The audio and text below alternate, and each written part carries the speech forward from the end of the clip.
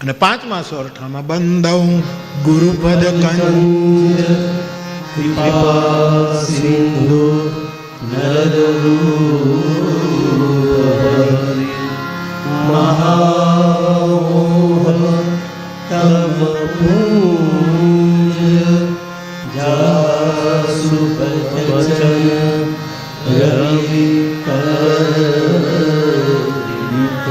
અને હવે પાંચમા સોરઠામાં ગુરુ પોતાના ગુરુની વંદના તુલસીદાસજી કહે છે કે ગુરુના ચરણ કમલની રજને હું વંદન કરું છું, જે મારા માટે છે તો નર શરીરમાં પણ મારા માટે હરિરૂપ છે, જેના વચન સૂર્યની કિરણ જેવા છે અને મારા મોહના અંધારાને નાશ કરે છે, એવા ગુરુપદની વંદના કરી.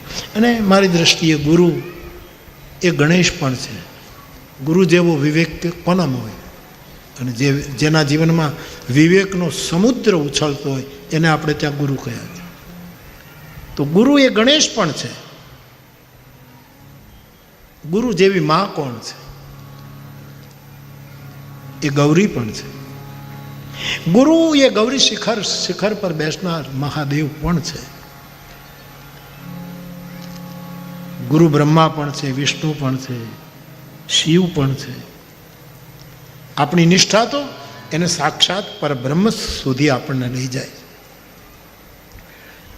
તો ગુરુ વંદનામાં બધું જ આવી જાય.